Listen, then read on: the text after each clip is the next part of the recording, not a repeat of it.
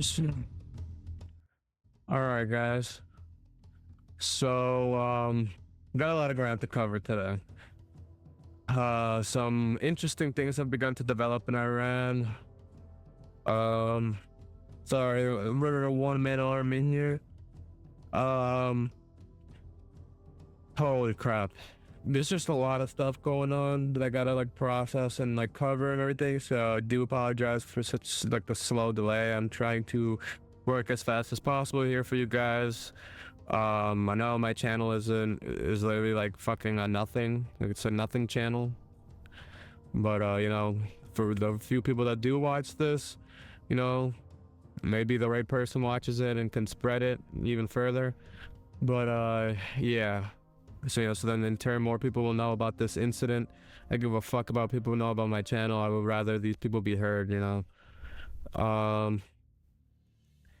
So yeah, let's get right into this. Well, I just want to make sure that I'm actually recording. Yeah, okay. Alright. Let's do this. Things are so wild in Iran, the capital is now unrecognizable, and Trump is telling the protesters to keep going. Welcome back. Now, revolution underway in Iran. Massive protests against Ayatollah Khomeini and its brutal regime are persisting in Iran. As Iranian citizens take to the streets over its failed economy and skyrocketing inflation up 50%. 50% inflation. Surging more than 70%. That's crazy. 70%. President Trump has warned Khomeini there will be severe consequences. Iran's in big trouble. It looks to me that the people are taking over certain cities that nobody thought were really possible. I've made the statement very strongly That's how bad that if they they want start it. killing people like they have in the past, we will get involved. We'll be hitting them very hard. When we are getting involved, bro. Wow. They should peacefully step down. Ramped up on Thursday, the Ayatollah dug in. He gave by y'all a cutting chance. all internet And by y'all, service I mean and the fucking international government. calls inside the country. Wow. The Talk internet about has human been rights. out for 60 hours so far, with Iranian officials also trying to jam up Elon Musk's Skylake to further Like, dude, you guys are isolate the country. scumbags, dude. As Instead of protesters I don't know have if that's heeded gonna the help. It call might be from too my late. next Oh my guest, God. the exiled Crown Prince of Iran. But dude, instead of actually addressing the problems and, you know, addressing the problems that the people have and the reason why they're revolting, this motherfucker wants to, you know, he thinks that cutting off the internet is going to do anything. No, it's going to piss people off even more, dude.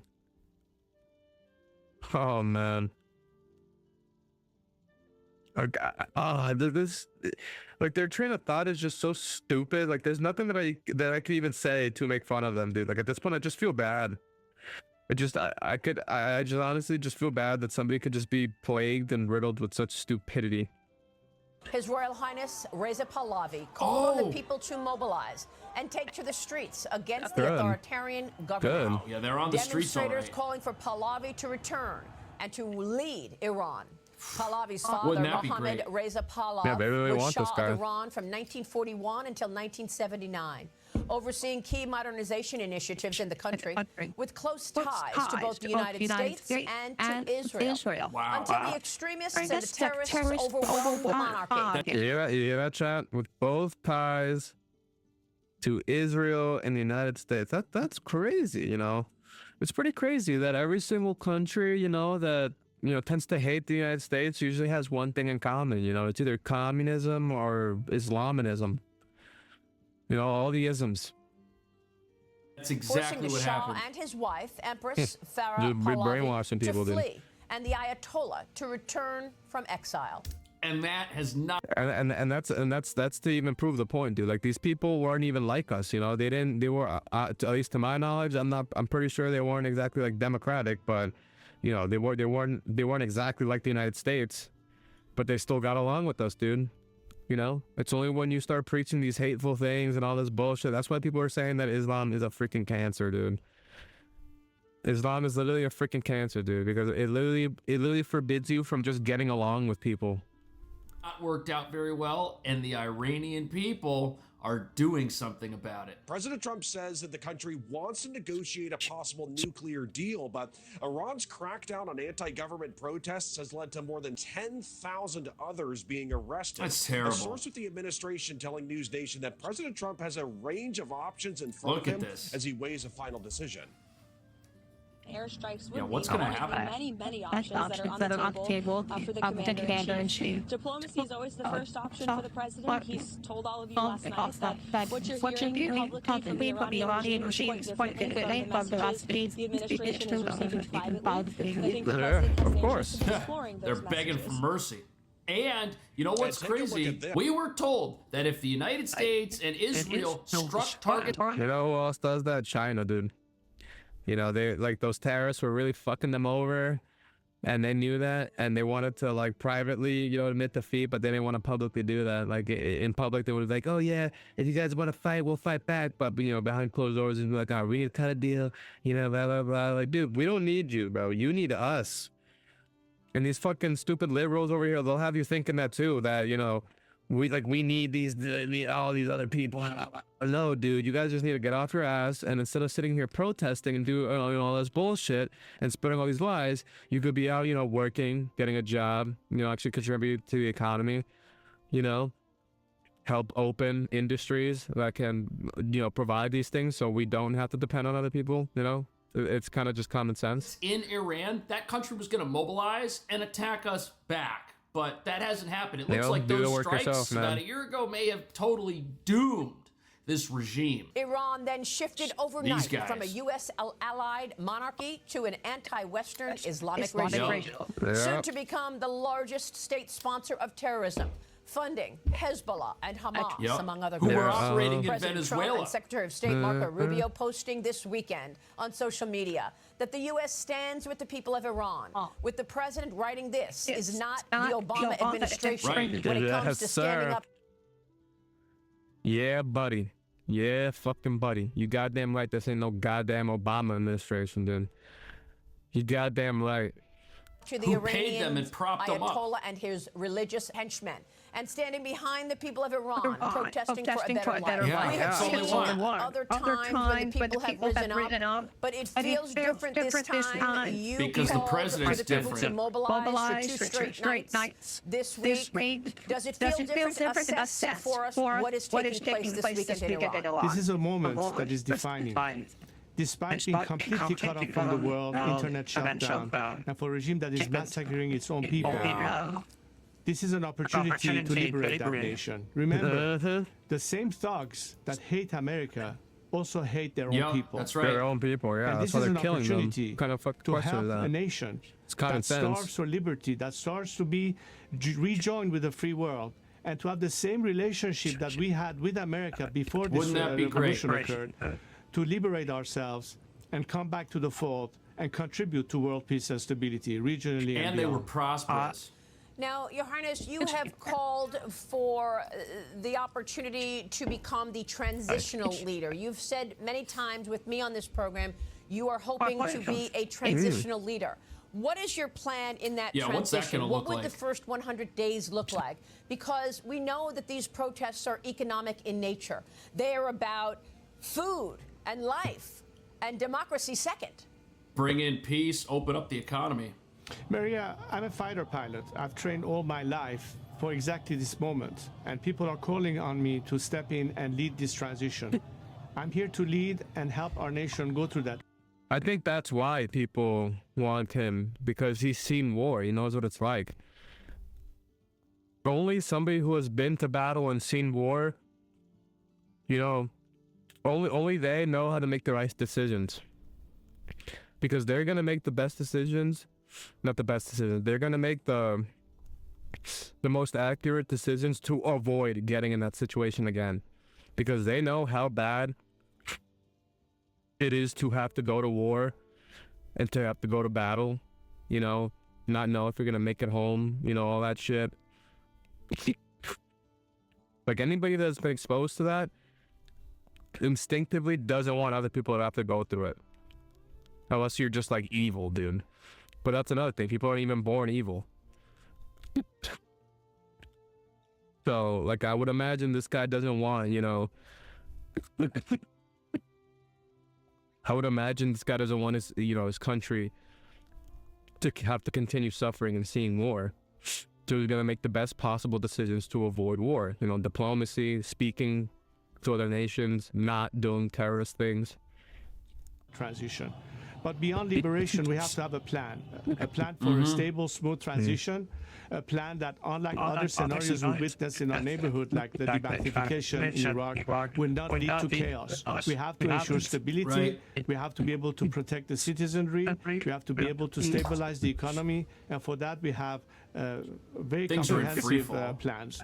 I'm helped by numbers of economic scientists, jurists, and specialists in every field, so we can in fact address all of these issues the moment the opportunity comes. More importantly is what we're doing right now. As you can see, people are still fighting despite the crackdown. They hope that there will be assistance in protecting them from further bloodshed. That's what a lot of people think is going to happen, especially with President Trump coming out and telling the protesters not to stop. It's a very interesting statement that he's made recently on this. Short and to the point, quote, leave Iran now, have a plan for departing Iran that does not rely on the U.S. government help. That's also an interesting Trump's statement. warning to the Islamic Republic, as reports reveal hundreds of civilians have been killed during anti-government protests. The White House also revealing the private messages Iran is sending back to the United what are they States. sending? What the Iranian regime is saying publicly is quite different from the messages they are sending to the United States and the Trump administration privately. President Trump, as for him, he has always expressed that diplomacy is the first option. All they need to do is say that they'll step down. Always will be. However, he is unafraid to use the lethal force and might of the United States military if and when he deems that necessary.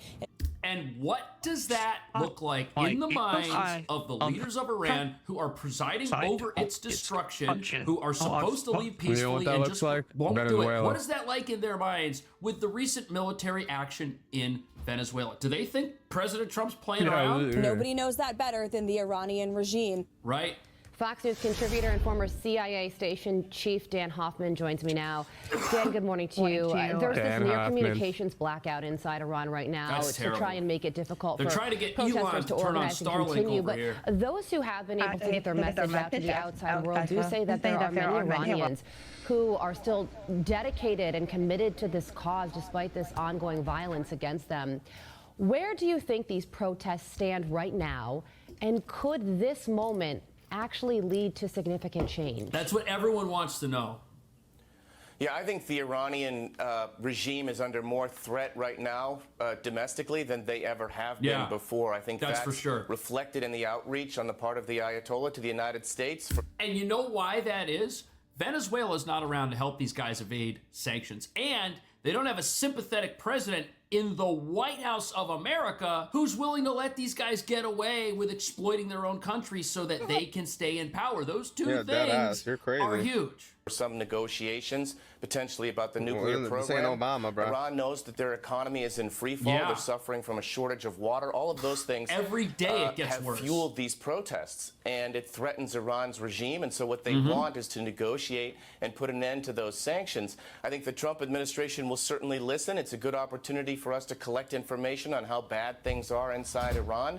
But I think the Trump administration might do well to let these protests play out and not be in a rush to eliminate or reduce those sanctions, which are having such a serious impact on the regime's security. Now that their sanctions evading machine, which they had in conjunction with Venezuela, which would ship them oil, which would get refined, kept, some of it kept as payment by the Iranian regime, and then the rest sent back to Venezuela, which would then get sold over to Cuba. The sanctions are even worse now. And this guy's right, the ball is totally in President Trump's court.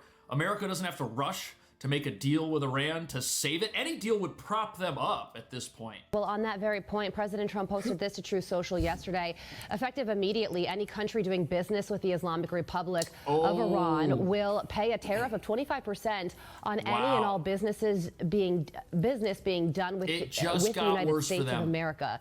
This order is final and conclusive. And this whole protest started as an economic protest, and these new tariffs certainly aren't going to make anything easier on the regime. The president is going to be weighing his wide range of options today with top national security officials. What do you think the president should do moving forward? I personally think he should bomb the fuck out of them, dude. So I think we have a number of options. I think the president is going to be looking at the fuck out of them, dude. Straight AC-130 overhead. Option to strike. And let me clarify when I say them. I mean the fucking people in charge, dude. All like the military, all like the fucking every single like Islamic leader, whatever the fuck these terrorists call themselves, dude. Like the ones like the leaders in charge of fucking Iran right now, the ones that caused all this bullshit. Whatever the fuck these idiots want to call themselves, every single like fucking outpost, every single like known place where our leader lives or where they're training or some shit, training their militants and stuff, their hate camps, you know. Fucking bomb the shit out of them, dude. Bomb that, like send like a squad. Send like a squad of 20 like, you know, Green Berets in there just to do some recon, you know, speak to the civilians, see if they can get the locations see if they can get the exact coordinates of the such locations that I specified, and then just send an AC-130 overhead, dude. Just bomb the fuck out of them. And then, you know, just have like the US soldiers tell all the protesters where the fireworks are going to be at. Like IRGC facilities, right?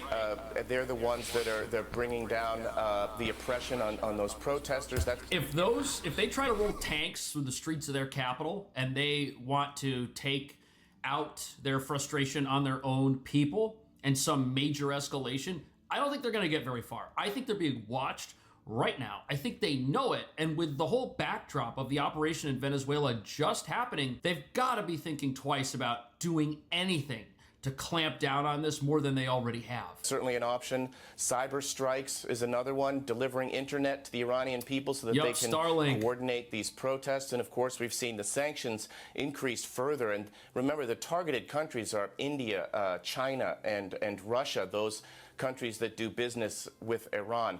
I'm sure that the president is going to be receiving an intelligence briefing from Director CIA Ratcliffe on exactly where these pain points are and how the CIA might assess Iran would react, the impact on domestic unrest inside the country. Lots of very heavy, weighty decisions for the administration. Today, the president will have his team around him. But the big question is, how do you preserve the protesters? Because these are the people that want freedom. These are the people that are trying to take back their country. How do you... You do exactly what I just said. Matter of fact, you could call it Operation Asta. Okay, you could literally call it Operation Teleporter. I don't care. I don't want the credit. Boom, you got the perfect mission right there, dude. You send like, matter of fact, you could even send a smaller group, 5 to 20 men. You know, send them like undercover recon. You know, have them, you know, go into the crowds. You know, just speak to the locals, see if they can get like these exact locations, and then let the bombs do the rest, dude. Protect them while getting rid of their regime at the exact same time. I think that we're looking at the only way to do it.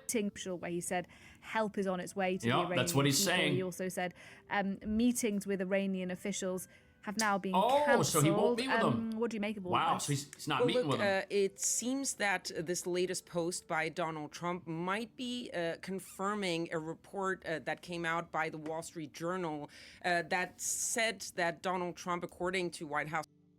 I mean, if you really want to do this completely clean, though, like no maximum chance for no casualties, you send in like a nice squad of like 15 to 30 men, you know, and you fuck like, you know, Green Berets, and you fuck them having like on some Tom Clancy's Wildland shit. You just have them go from like stash house to stash house, fucking killing these guys one by one. House officials was leaning towards a bag and tag military action in Iran, and that his vice president J.D. Vance and Secretary of State Marco Rubio were sort of trying to reel him back in towards the diplomatic aspect of it before thinking about military action. This post, when he says help is on its way and that the meetings have been canceled, seemed to indicate that what he was hinting at on Air Force One on Sunday, and you see there the actual words of the U.S. president who tells the Iranian... if you're running Iran right now and the country's imploding, the currency is in free fall, and people are taking to the streets, and you hear the U.S. president that just ousted Maduro, took him out of his bedroom at 2 o'clock in the morning before he even knew where he was and had him in a New York City jail, you got to be thinking to yourself, what's the point of sticking around and ruling over a country that is already imploded on itself? These guys should just peacefully leave before something happens. They should just leave the country. That's it. Turn it over to the people. Protesters to keep protest. But going back to what he said on Sunday on Air Force One, he said, talking about those potential talks with the Iranians, he said, we might need to act before we actually get to that's those gonna scare meetings. him. So all of this might be indicating that the meeting's maybe gonna be with a the US different president person. is going for a potential military action. It could be also that there will be some type of action that is not necessarily full-on military strike. That could be cyber attacks. They were one of the options that were put on the table. We'll see if we know a little bit more once that formal briefing takes place, but the White House spokesperson. So the U.S. has to be prepared for a couple of different options in this case. First of all, we got a lot of military bases in the Middle East. Not everybody's aware of this. Those are within striking distance of the Iranian regime right now. So if they try to do something like that, the response might need to be more than a cyber attack. But personally, if the country's currency is already in free fall, if they've already got hyperinflation over there, if they're having fuel shortages and everything, I don't know what good a cyber attack is going to do. The internet is already out in that country. I feel like so many across the world are just on edge while we wait for the decision that President Trump makes here. What kind of threat are American troops under as this tension grows? Well, Iran's Speaker of the Parliament issued a very serious threat towards America, saying that if the country forcefully responds to Iran's crackdown on the protests, U.S. military bases and ships in the region could be targets for the Iranian military. Now, to put that in perspective, take a look at this map right here, because military data show more than 30,000 service members remain stationed within the range of Iran's short-range missiles, while an additional 9,000 could be reached with medium-range ballistic missiles. So right now, Israel remains on high alert because they too have received threats from Iran. NATO watching this situation very closely, and no doubt countries along shipping routes in the Middle East also watching this situation closely. So the fear with something like this is always that the United States personnel that are in the Middle East are at risk. But even when the Iranian nuclear program was hit several months ago, these forces were still out there in many ways. There were U.S. personnel in the Middle East who were not harmed when Iran did try and retaliate. Remember, they tried. They launched a whole bunch of rockets. They did their best to strike back. And the U.S. already knows what that looks like. But what the Iranian regime does not know is what the United States could do, because things happened during the Maduro raid that were just... And these people also forget that just for them to take out, like, you know, what, like 20 soldiers, just to take out 20 Marines, it literally takes 300 of you guys. Like, are we actually gonna pretend like these videos don't exist on the internet, dude? You could literally just look up fucking Navy SEALs versus 300 Marines, and you could see multiple encounters of this happening, where you'll see these guys literally stuck on a ridge, you know, and they have like cover on no side. They are completely exposed, and they're over here fighting off 300 like fucking Taliban members, and none of them can fucking kill them. Hold on.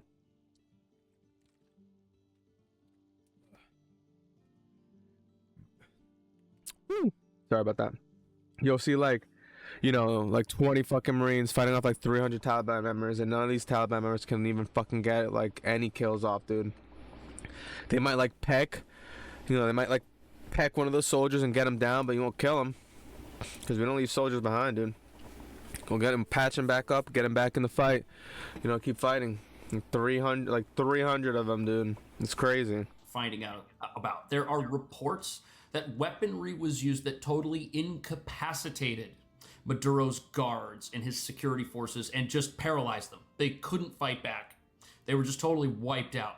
If you're the Iranian regime right now, you got to be thinking to yourself, they know, the United States being the United States knows what their retaliation looks like, because we've already seen it. They have no idea what President Trump is capable of. I want to watch this shit first.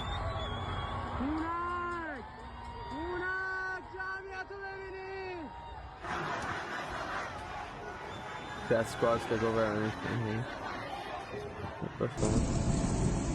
Holy shit, they just lighting up whole fucking building on fire. The Iranian streets have turned into a war zone, and the regime is killing its own people at a rate we have never seen before.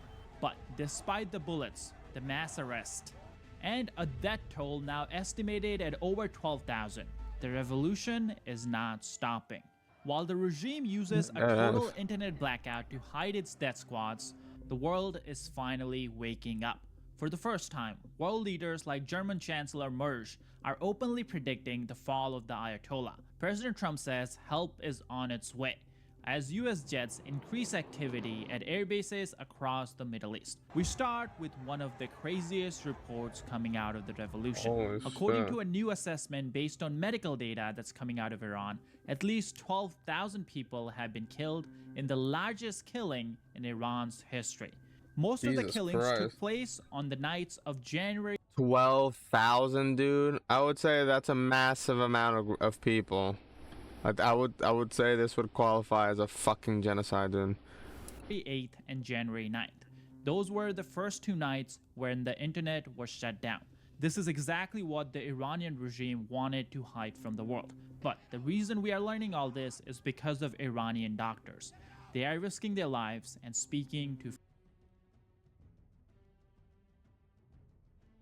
foreign press. Take a listen. Just if you could tell us a little bit more about the key findings from the doctor's testimony, the doctor that you've spoken to. You said that the doctor has said that there's been live ammunition and military-grade weapons that have been used against civilians.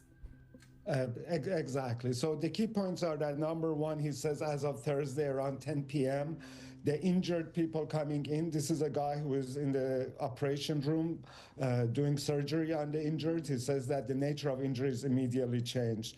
They went from being rubber bullets or pellet guns or single shotguns to becoming machine gun wounds, war-type wounds.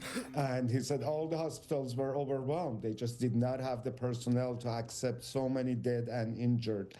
The second issue he pointed out was that there seemed to have been a very concrete transition around midnight Thursday, with the police forces ordered to pull back and Revolutionary Guards with military-grade weapons and Basij forces moving to the front to mow people. He was shocked at the indiscriminate nature of the injuries and the wounds. In fact, the killing has become so extensive that even the Islamic regime is being forced to admit that Iranians are dying. On their state TV, they're saying that 2,000 people have been killed so far, most of them being ordinary Iranians. Now, I will say there is some debate as to exactly how many people have been killed because we're not getting a lot of information due to the internet shutdown. But if the regime itself is willing to admit 2,000 people have died, imagine what the reality is. On top of this, we also know that Khamenei himself ordered the massacre. Information coming from Iran's Supreme National Security Council and the presidential office say that the 2,000 plus killings were carried out on Khamenei's direct order. All 3 branches of the government knew and approved of this. This is documented chain of command. That means if there's ever a ICC, International Criminal Court prosecution about war crimes that are happening right now, we have paper trail proving who was responsible. And only reason we have this is because someone inside the government is leaking all this. That's a clear sign of defection. The reason for this defection is simple. The Iranian regime is going down a dark path to maintain power. Ayatollah is deploying his death squads to make sure he doesn't lose power. Group of 8 to 10 IRGC Basij members are sent into the streets and are given direct orders to shoot on sight and shoot for kill. This is exactly why we are seeing figures like 12,000 people killed. That's a figure that's actually higher than Tiananmen Square.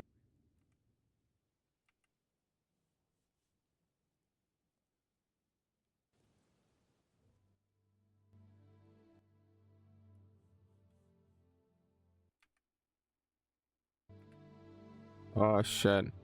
It's not what I meant to do. Orders and IRGs to make sure to maintain power. Ayatollah is deploying his death squads to make sure he doesn't lose power. Group of 8 to 10 IRGC Basij members are sent into the streets and are given direct orders to shoot on sight and shoot for kill. This is exactly why we are seeing figures like 12,000 people Sniper killed. among them? That's a Holy figure shit. that's actually higher than Tiananmen Square massacre that happened in 1989. And that's exactly why this crackdown has now become the biggest Yeah, because killing Tiananmen that Square has 2 is ever happening taken right now. place in Iranian history. But despite this crackdown and despite internet being shut down, the protesters are not I'm not gonna quieting back down, dude. Yeah, and this fuck is why yeah. the regime itself has called on its own protesters to hold a rally. The goal of this rally was to Please, get some Donnie footage so J, they can please do broadcast something it on about this, state bro. TV and Don't hopefully let these tell fuckers get away with this protesters shit that again. it's not worth going out. It's not worth risking their lives. Take a look. Smiling and waving, hand on heart, Iran's President Masoud Pezeshkian, as he marched alongside crowds the government asked to come out in support. As videos like this one show the bodies of those who oppose it lying in morgues, the cries of a relative off screen but unmistakable. As the regime-imposed internet blackout enters its 5th day, snapshots of what Iranian authorities don't want you to see continue to emerge slowly and with caution. These images, too distressing and dangerous for relatives to show unblurred, reveal families looking for their loved ones among the dead, with so many body bags that some are left lying outside. That's one of the Holy saddest shit. things I have ever seen. I cannot even imagine what families are feeling when they have to go through these morgues and they go through the bodies that they see just laying on the ground, and then they have to look through all these hoping they don't find someone that belongs to their family. It's just truly insane. And this is why we're seeing that a lot of these funerals that are being held for protesters that were killed by security forces, people are publicly chanting about the overthrow of Khamenei. And this is exactly why the Iranian government is actually now banning funerals for people who have been killed in What? this revolution. Take a look. Fuck these guys. You can't ban shit when you're about to get kicked out, dude.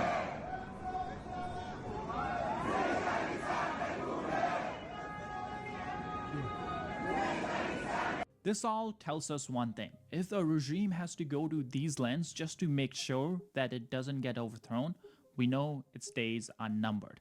And this is not just me saying it. We just had the German Chancellor Friedrich Merz say this publicly. He became the first leader in the world to predict the downfall of the Iranian regime and the Ayatollah. Now, his comments could be based on intelligence that he's getting, or it could be because he watches Business Basic videos and he's a subscriber. Imagine. That's why. If you guys are not subscribed down below, be sure to hit the subscribe button. It really does help us out tremendously. Now, let's get into the statements from the German Chancellor. Take a listen. Concerned about the news of increasing violence by the police, the so-called Revolutionary Guard in Iran against its own population, I take this opportunity to once again call on the mullah regime to stop this violence immediately. If a regime can only maintain its power through violence, then it is effectively finished. I assume we are now seeing the last days and weeks of this regime. And it's not just about the violence on the streets. The Iranian security forces have also arrested thousands of protesters since the revolution started, and the Ayatollah has declared these protesters enemy of God. That means they don't get a trial, they go directly to the death row, and the executions are set to begin on January 14th. This is horrible because it doesn't matter the country, every person has a right to protest against their government's actions. And that's why even the United Nations is speaking out against that's a fact. this. Everybody Just should take have a right listen. to protest A shit they don't like. spokesperson for the UN Human Rights Chief today said he was horrified not just by the violence meted out by security forces against protesters, but suggestions they could soon face the death penalty. It is also extremely worrying to see public statements by some judicial officials indicating the possibility of the death penalty being used against protesters through expedited judicial proceedings. The High Commissioner stresses that Iranians have the right to demonstrate peacefully. Their grievances need to be heard and addressed, and not instrumentalized by anyone. This is where we shift our focus to the United States Exactly and what I've look been at some saying, man. actions that the US has already Exactly what I've taken. been saying, dude. Like, instead of fucking trying to use these people as an instrument for politics, why don't you fucking listen to what they want and just do that thing, and then maybe all this would go away. As you guys may already know, President Trump promised multiple times that if Iran kills protesters, there will be consequences. And based on the evidence we're getting, the killing has gotten to an unprecedented level. So, yesterday we saw Trump announce this on Twitter, saying, effective immediately, any country doing business with the Islamic Republic of Iran will pay a tariff of 25% on any and all business being done with the United States of America. This order is final and conclusive. Now, two things here. First of all, definitely a great news because it puts pressure where it hurts the most. It goes after the Iranian economy that's already struggling tremendously. Iran is already the second most sanctioned country on the world, the first one being Russia, of course. But now these tariffs go beyond sanctions. They go after countries that are still willing to deal with Iran, and that includes China. China is by far the biggest trading partner Iran has, with the Chinese market importing around $22 billion of Iranian goods, most of it being Iranian oil. Of course, there are other trading partners like Turkey, India, Germany, South Korea, and Japan. And now that we do have this announcement, we hope to see that some of that trade will go down. Now, this is where we talk about the second thing, because announcing a law is one thing, but the enforcement is a whole another thing. Now, President Trump has announced 25% of tariff, but let's see what countries actually face this 25%. As you guys might have expected, China has already shown its displeasure, to say the least, about these tariffs that President Trump announced. And it's important to point out the hypocrisy here. There's still no comments from the CCP about the protesters that are being killed in Iran. I guess it makes sense. The CCP is more worried about its own oil than the Iranian people who are dying on the streets. Nonetheless, the US action didn't just stop there. On Tuesday, President Trump was supposed to have this meeting with his commanders and his cabinet officials to get a briefing on what options the US has to get involved inside Iran to basically help the protesters. Oh, we have many. I'm guessing that meeting has concluded because on Tuesday he tweeted this out. Iranian patriots, keep protesting. Take over your institutions. Save the names of killers and abusers. They will pay a big price. I have canceled all the meetings. Yes, sir. What did I say? What the fuck did I say? What the fuck did I say, dude? Dude, oh, it's clipped though, dude. These guys' days are numbered, bro. If Donnie J says he's coming after you and you're gonna fucking pay a big price, you're gonna fucking die, dude. He's fucking coming for you, bro. He's coming after you like the Baba Yaga. With Iranian officials until the senseless killings of protesters stop. Help is on its way. Now, we don't exactly know what it means, how US is gonna get involved, but we do know one thing. The US jets are becoming more active than usual in Middle East. And as you guys know, US has a lot of bases in the Middle East. So that could mean military strikes or it could mean something else entirely. We'll find out, only time will tell. But here are the options that US could possibly deploy. Take a look. Well, he's got a series of non-kinetic options, so political support, maybe cyber attacking IRGC, trying to reduce the effectiveness of the Iranian Revolutionary Guard Corps, and the Basij, who are the sort of paramilitaries like the secret police who work with them, very brutal. So there's things they might do there. Also helping to create a political platform. There is a transitional council, and people like Shirin Ebadi, the Nobel Prize winner, are on it. Are available. So they're trying to put forward people who would represent an alternative. That's all good political stuff. But President Trump, of course, keeps talking in more aggressive terms as if he's got a series of military options. And in theory, he does. I mean, there are military bases all over the Middle East. And the Americans have got a base in more or less every Middle Eastern country. And they've got plenty of air bases. So the two big ones are in Al Udeid in Qatar, just in Doha, just outside Doha, and Al Dhafra in the UAE. And both of those bases contain, pretty big air wings, which can be used. And if those bases are not available because of sensibilities of Middle Eastern states, then you're talking about Ramstein in Germany. And although that's quite a long stretch, Akrotiri in Cyprus may play some sort of part. Nobody said so. It's logical if you think about it.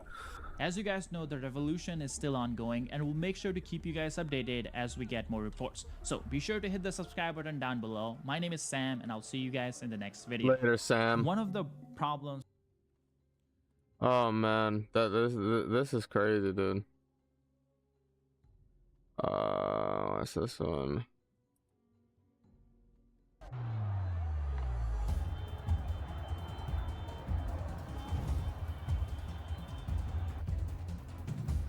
Iran's government is failing its people.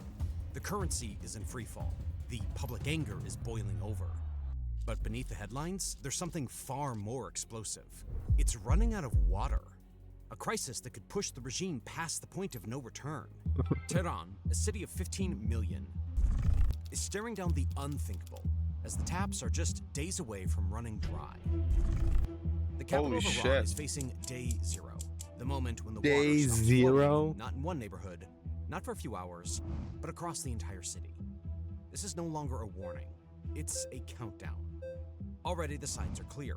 Water pressure has been cut, rationing has begun, and officials are speaking openly about harsher measures if the skies do not deliver rain. One of those measures, which we will discuss later, would mean breaking traditions many Iranians see as sacred, even as betrayals of their ancestors. Yet the choice may be unavoidable. Right now, experts warn that we have only a few days, maybe weeks, before a 1,000-year-old city that survived Mongol invasions, foreign occupations, and earthquakes collapses under the weight of its own water crisis. Directly put, the situation is bad, and unfortunately, Tehran's struggle is only part of a larger story. 100%. What began as isolated cases of water shortages has now worsened to become a blown-out disaster that's threatening to wipe out the entire nation. Across Iran, more than half the population, about 50 million people spread across more than 20 provinces, is now living through these horrible conditions every day. In many towns, taps sputter to life for only a few hours a day, or sometimes just a few days each week, leaving families to plan their lives around the rare moments when water flows. In Khuzestan, the crisis begins before sunrise. Families line up in the dark for tanker trucks, hoping to fill containers before supplies run out. Children miss school to carry buckets, while parents ration sips of water for the sick and the elderly. Further east, in Sistan, Baluchistan, and Hormozgan, the story is one of abandonment. Wells have gone bone dry, and nearly a third of rural families have fled their villages in search of water elsewhere. What were once tight-knit communities are now scattered, leaving behind empty homes and silent fields. This pattern repeats across Kerman, Fars, Isfahan, and Khorasan Razavi. Hospitals cancel surgeries because they can't sterilize equipment. Protests erupt as rivers are diverted. Fuck, dude, that's really bad. That's actually really fucking bad. Even black markets thrive, selling water at prices many can't afford. Each province adds another layer of the unfolding disaster, and together they paint a picture of a nation already living in collapse.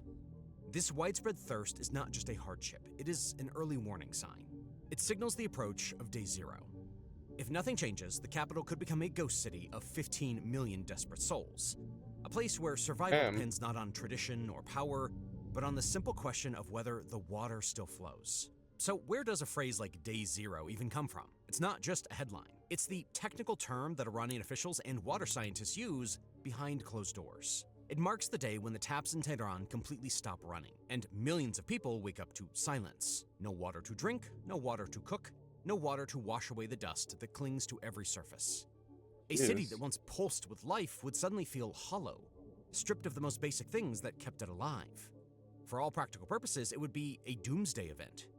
And when that day arrives, which will happen kind of any day now, the capital will collapse. The first shock would strike hospitals. Surgeries would be canceled, equipment left unsterilized, and patients turned away.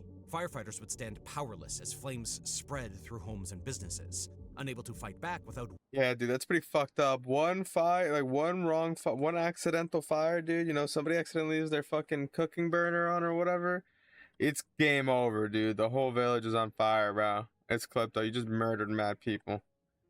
Water in their hoses. Families would gather around empty sinks, listening to pipes groan with nothing inside of them. Out on the streets, desperation would take over. People would chase tanker trucks with empty containers, crowds would swell, tempers would flare, and fights would break out over a few liters. Markets would collapse as food spoiled, and diseases like cholera and typhoid would spread quickly through dirty hands and unwashed surfaces. Before you know it, neighborhoods would begin to empty. Families would pack what little they have and leave, searching for places where water still flows. The capital, once the beating heart of Iran, would start to look like a ghost city. Streets that once carried the rhythm of daily life would echo with silence, broken only by the sound of people leaving.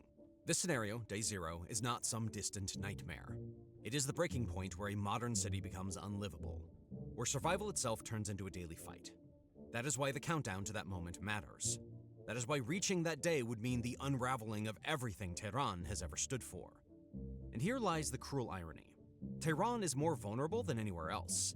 It is an enormous city, packed tight with people, and it depends on water from distant mountains and lakes.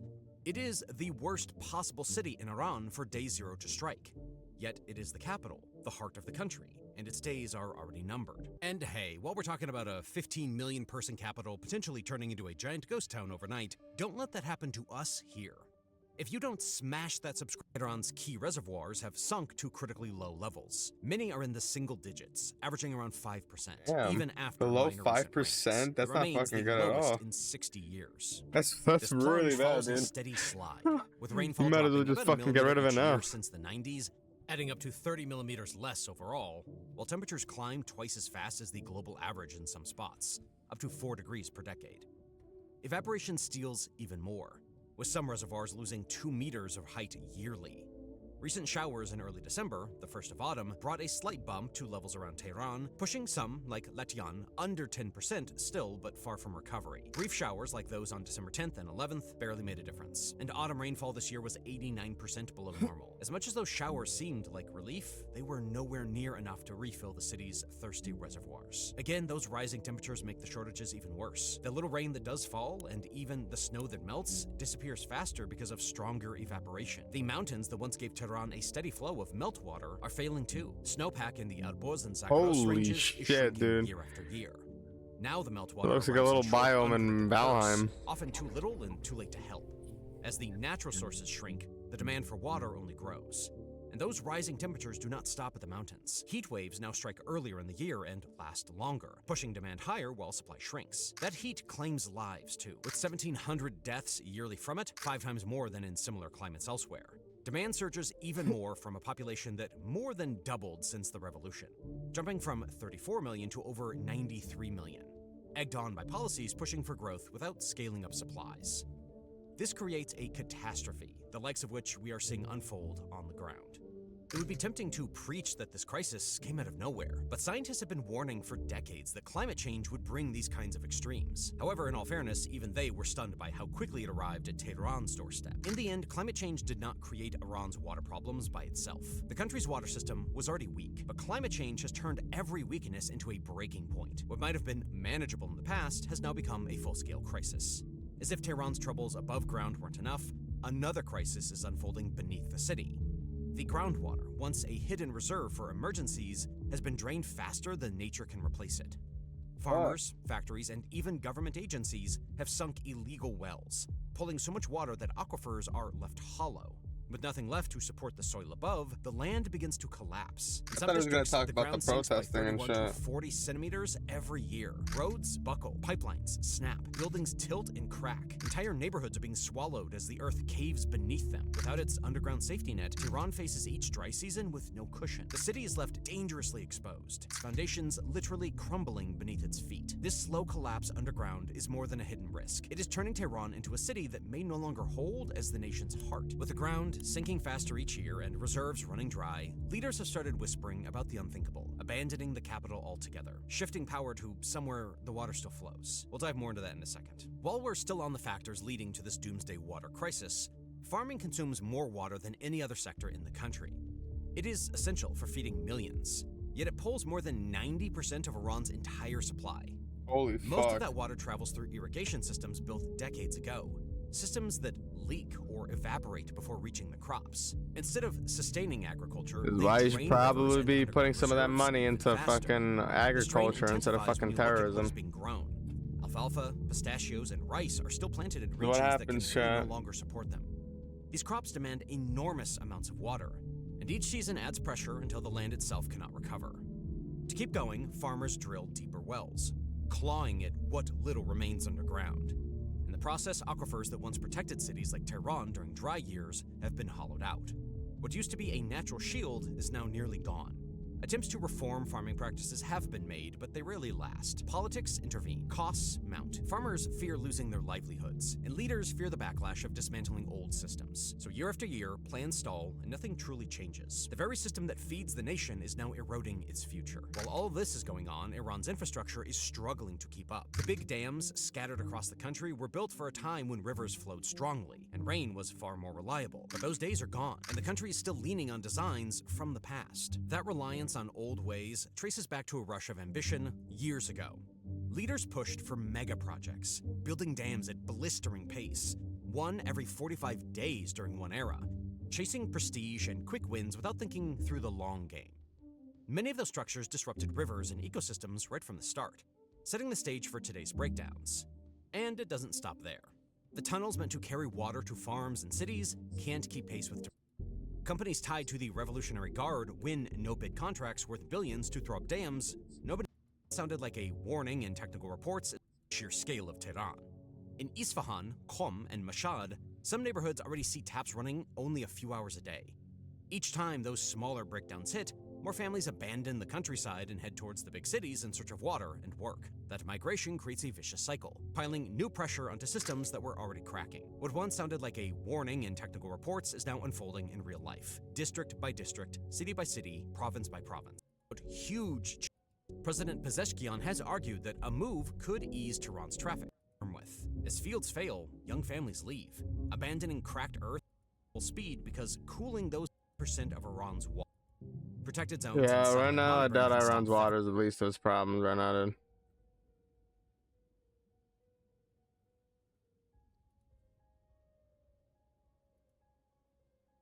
The U.S. State Department issues a security alert urging Americans to leave Iran immediately. Holy shit. Trump announces a 25% tariff on any country doing business with Iran. This order is final and conclusive. Do you think Iran takes your threat seriously? Iran takes your threats seriously. Don't you think so, CNN? Don't you think so? Would you say that they probably do at this point? Yeah, I would say so. Through it for years they probably with do me, at this point. Being hit, Soleimani, al-Baghdadi, the Iran nuclear threat wiped out. Don't you think, and then you just had Venezuela, don't you think, she says, CNN, do you think they take your threat seriously? Wouldn't you say they do after all of the things we've done? What a stupid question. Yeah, why? Yeah, I mean, he's right. Yeah, I bet they're taking it pretty fucking seriously, especially after he bombed the fuck out of him the other time. So yeah, 100% that's probably what's happening. I mean, I feel like I would be if I was them. I'd be fucking terrified about it. Oh my God. What a stupid question. More about the executions. Let me see if I can find this. Oh yeah, yeah. So basically the Iranians, so a lot of people now are asking for, they're asking for President Trump to step in now. The Islamic regime of Iran has decided to start beginning mass executions of arrested protesters. The regime has officially admitted to arresting more than 10,000 protesters. Oh my God. So the real number may be 3 or 4 times higher. Iranian security forces began shooting protesters with live ammunition. Martha, tonight I was able to connect with yet another civilian on the ground in Iran, in the city of Isfahan, a city that sits to the south of Tehran. It has a population of about 2 million people. This source telling Fox News that clashes are unfolding in the streets tonight. He says security forces are using live ammunition on demonstrators. He described it as a battle. Martha? Trey Yingst, thank you. God damn. Much. Martha, tonight I was able to connect with yet another. Holy shit. So they're actually shooting the protesters now. They're planning executions for them and everything. So Iran's internet blackout has now lasted for over 100 hours. Oh my fucking God. Iran warns of devastating military surprises. A devastating military surprise. Oh, really? Oh, wow. Okay. That's so bad. And so let me see if I can pull up the other posts about this, because things are, how do you think this will affect the midterms? It depends on how the outcome is. It really does. The outcome will determine how people approach it. Iran will start public executions of anti-regime protesters this Wednesday. I think if they do that, it's over. Yeah, because at that point, like, Everybody in the world is going to see that because it's going to get recorded or something like that. And then everybody is going to be like, bomb them, get rid of them. That's it. It's over. This is the end. So I think nothing to lose. Yes, exactly. And look at these biased, stupid headlines. What is this? What's this? Mr. Pahlavi has not ruled out taking the peacock throne like his father, but insists his mission is to shepherd Iran towards a secular democracy after decades of misrule. Is this a problem? I thought this was accurate. Is it because they're not using, they're not like addressing him as like the prince or what? Read the image. Prince of Iran conjures a revolution from his wealthy U.S. suburb.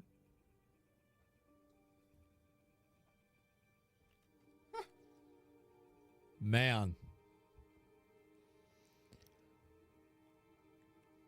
Isn't it insane that we live in a world where the actual published media, publication media, is defending and running defense for a totalitarian, murderous Islamic regime in Iran? Yeah, it's pretty wild, dude. Isn't that insane? How is that happening? Oh, we know exactly how it's happening. Here's another. Wait, what? Bloomberg warns that if Iran's uprising topples the Islamic Republic, it could shake global geopolitics and energy markets and trigger widespread chaos. Man, they're trying to make people afraid. So, I just, dude, this is crazy. There's nothing wrong with that. It's... I don't think there's anything really wrong with it either, but I think that whenever all of the you know, innocuous mistakes happen to happen from like one side of people every single time, like when are you starting your own news station with us viewers as the reporters? We already have. Like a lot of the news that we get from Iran are from actual Iranians that it's being filtered through my moderators and they're sending to me. So it's already happening. Like you're asking like, oh, when's this going to happen? It's been happening. It's been going on. It's the same thing whenever we covered the stuff that happened in Serbia because we knew people that were in Serbia. There was a guy that was for that big, huge Serbian protest. One of the guys that was in that protest was one of our moderators. So no, I mean, like we've been doing this for a while. Oh, I think I remember that actually. These big publications hate people like me. They do. And it's also like, it's not anything unique. Job. Virtual embassy. Oh, here we go too. I hate to show this, but these are all body bags. I think people need to see this. If I've got to take a vacation for it, then I do. The fact is that there are tons of dead bodies out there. They have them lined up. Footage shows grieving families around wailing, desperately searching through rows of dead bodies. These are all people that have been killed by the Iranian regime, and they have been killed systematically. You promised help. Iranians are running out of time. This is what's happening over there right now. Yeah. Right the fuck now, dude. There it is. At this very moment. Mm-hmm. They're killing them, lining them up, and they're going to publicly execute more of them. That's a fact. This is insane. Absolutely sick. It's the regime? Yes, it's horrible. They're demanding money to deliver the bodies to families. Up to 20,000 United States dollars. They could demand these fucking nuts. So you need... you need to be a billionaire. It's only $227 billion to get your body back. Oh my God. So, oh, is that trillion? Oh, I must have messed up. Well, either way, yeah, that's where we're at. And so you've had all this happening, right? You look at this. This is terrible. And I don't like to show this. I mean, I don't think I'm going to get in trouble because there's no actual, like, it's not the bodies. It's just the bag, right? But this is what they're doing. They literally are killing people and lining them up off the side of the street. And I want you guys to see this because this is what a real oppressive fascist government looks like. This is what an actual dictatorship looks like. This is what real oppression looks like. It's body bags and people being laid out on the side of the street. Meanwhile, the government is like fucking ransoming the bodies to the families to try to get more money so they can continue their failing war machine. This is the real reality here. Yep. It's sad how all the wokies are silent. They are. They're completely fucking silent about it. Are you seeing this? Protesters in Iran burning Iranian flags on the streets? Yeah, this is nuts. I feel like one of these days I'm going to wake up and we're going to see that it's fallen. It's going to happen. And I usually wake up early. And if that day comes, I will be on early. I will. Look at this here. And now you see why they're covering their faces. Tomorrow, bud? I hope so.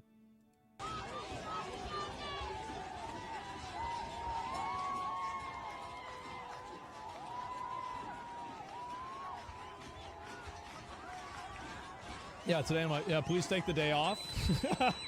Please take the day off. You think that's what I gotta do? Have patience, Baldy, by the time I get it? I hope tonight.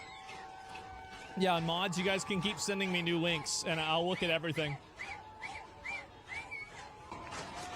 Yeah, look at this. They're burning the flags, everything. They're tired of that cake mixer bullshit flag, man.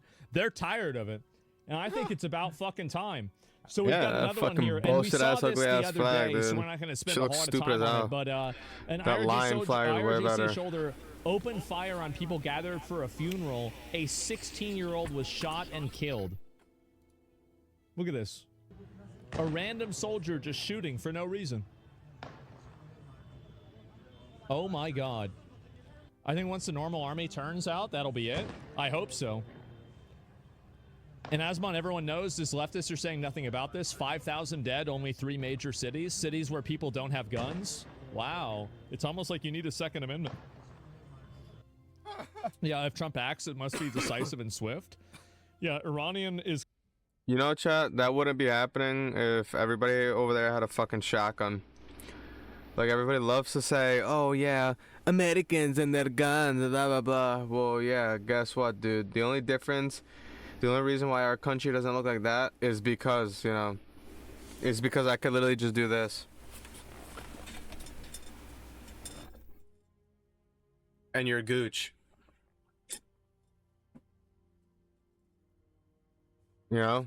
Going to give me an offer to not talk about it like Israel did. What it means to be an American, dude. That, I mean, like, I've had different state governments legally reach out owned, to me indirectly, or people that are involved in the state government. And even inside of America, they've reached out to me. Only thing is, chat, is if you are gonna own a firearm, you know, don't be a fucking idiot. You know, make sure you keep it fucking locked. You don't just have the bullets lying around, you know. Like, that shit is not loaded, does not have the bullets around. You know, everything is under lock and key. You gotta be responsible with your shit, you know. I haven't really with great power comes great responsibility. The reason why is just because names, nothing exciting. People make mistakes, dude. It wasn't Israel. Objects okay? don't. It was not Israel, so we can just give that up. So overall, like, yeah, I mean, if more than $7,000, they're killing kids. Holy fuck. And let me see if I can pull this up too. Oh, here we go. 17-year-old Aradi Hirota was shot dead by Islamic regime while protesting in Iran. Well, there we go. And these are actual people, real protesters, not rioters, not violent, extremist people that are mad that the election didn't go their way. Literal kids. Yeah, oh my they're God. sick of their living conditions. Yeah, that was an Israel case. We can give that up. Yes. Well, I mean, I knew that's what everybody was going to ask, right? Wokies aren't talking about Iran, so does MAGA support Ukraine now? I sure hope they do. I think that Ukraine deserves our support, and I think that Russia is an aggressive imperialist force, and they shouldn't be in Ukraine, and they can end the war whenever they want. They just need to get the fuck out and stop killing people in Ukraine. Stop killing their own people. Yeah, I totally support Ukraine. I raise money for Ukraine. I know people in Ukraine. Absolutely, I do. I don't think the Russian people have any collective guilt for what the Russian government is doing. I don't hate Russians, but I hate what the Russian government's doing in Ukraine. It's horrible, and I think that they Exactly. That's exactly what I'd be saying every single time. Like, when I'm speaking in generalities and shit, I'm not talking about the people that live there. Because 90% of the time, they want nothing to do with this, and they actually want the opposite. It's the fucking governments, dude. Like, these like regime terrorist leaders, dude. Absolutely deserve our support. Yeah, and you can even dislike Zelensky and think that. It's pretty obvious. Yeah, I mean, I don't know what every other person, like, I don't even consider myself MAGA, right? I don't think so. I think it's silly. I think that the moment that you start labeling yourself, you reduce your values down to what somebody else says they are. And I try to avoid doing that.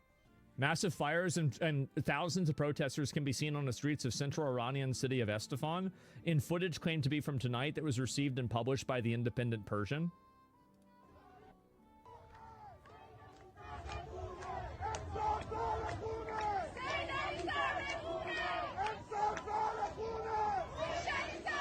Holy shit! Holy shit! Look at that! Oh my god! Yeah, that's insane. Yo, big fire. Yeah, what the fuck is this? Second. Well, this isn't from any bad account, I don't think. And let me see if I can pull up any more of these that are worth looking at too. And then, oh, here's one right here. Footage from the Independent Persian on Telegram. It shows anti-government protests tonight in the capital. Oh, this is the capital of Tehran. And you see why they need the public executions now, right? They need them. Because they are losing so bad, and the only thing that they have left is to turn back to just basically resort to absolute brutality and hope that they can intimidate people out of speaking out against this. A link? Well, I don't need to give you guys all the links. It's right there on the bar here. You can see it. It's from this account. You can look it up yourself. It genuinely looks like a genocide. Well, that's what I'm saying, right? It's insane. These people will genocide their own. They will, if it comes down to it, they will genocide their own people to maintain power. They will. And that's the reason at that point, I think we 100% stop it. We absolutely stop it. Bring in Delta Force. What if the Iranians kill them themselves? Would the outcome be different? Totally different. It's totally different if the Iranians kill the guy versus if we kill the guy. I don't think we should kill. It genuinely looks like a genocide. Well, that's what I'm saying. They need them. Look at that. On the streets of central Iranian city of Est. The obvious. Yeah, I mean, I don't know what every other person, like, I don't even consider myself MAGA, right? I don't think so. I think it's silly. I think that the moment that you start labeling yourself, you reduce your values down to what somebody else says they are. And I try to avoid doing that. Massive fires and thousands of protesters can be seen on the streets of central Iranian city of Esfahan in footage claimed to be from tonight that was received and published by the Independent Persian.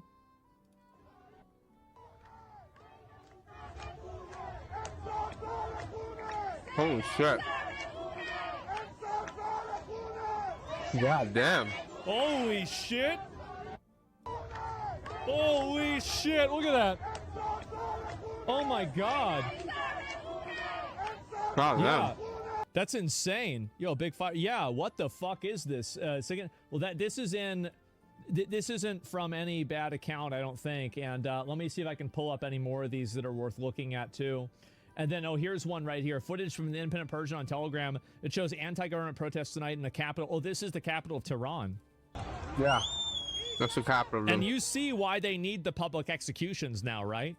Yeah. They need them. 100%. Because they are losing so bad, and the only thing that they have left is to turn back to just basically resort to absolute brutality and hope that they can intimidate fear. people Yeah, just straight fear. out of speaking out against this. A link? Well, I don't need to give you guys all the links. It's right there on the bar here. You can see it. It's from this account. You can look it up yourself. It genuinely looks like a genocide. Well, that's what I'm saying, right? It's insane. These people will genocide their own. They will, if it comes down to it, they will genocide their own people to maintain power. They will. And that's the reason at that. And that's the thing. It's not even they will. It's they are. They are literally doing that right now. Point, I think we 100% stop it. We absolutely stop it. Bring in Delta Force. What if the Iranians kill them themselves? Would the outcome be different? Totally different. It's totally different if the Iranians kill the guy versus if we kill the guy. I don't think we should kill the guy. I think we should let them kill the guy. We could capture the guy and maybe... I was just about to say that. Like, I'm pretty sure it would, have the same end result, but it would mean more if the Iranians did, especially for them, Because like they took their shit back themselves. Give the guy for them. Give them more pride rather than have to get saved by but another we country. shouldn't be the one that fires the shot. And it's not because, and I think they deserve to be able to kill him, right? Yeah. I mean, he's the one that's been oppressing them for like, what, 47 fucking years? So it's like, I mean, this is a long time coming. So yeah, it's like you're, imagine clearing the entire raid and then somebody ninja loots the last boss and gets the kill. That's not fair. Yeah. That's bullshit. No, yeah, you gotta let the people have some fun. Yeah, don't kill steal, exactly. And yeah, what's this here? That's you. Yeah, I mean, come on. Yeah, we shouldn't kill steal. Yeah, we should make sure that they're able to get the kill. Definitely Gaddafi him. Well, I don't know. I forgot what happened to Gaddafi. If you want me to be honest, didn't they just like randomly find him and just kill him? I forgot. Dude, Gaddafi got It was a long time ago. And even if it would stop the killings now, well, I mean, we could just capture him at that point, right? I mean, like, what do you mean? We could obviously do that. So, I mean, I don't know, but that's what I think. I mean, maybe it's probably more complicated than that, to be fair. But here we go again. Oh, here we go.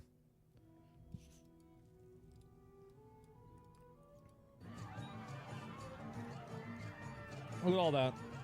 Holy shit. Gaddafi died in hospital from gun wounds? Yeah, I don't know. It's crazy how much playing WoW prepared you for all this stuff happening IRL. Well, the good thing about World of Warcraft is it gives you a window into what people's desires and what they really think is.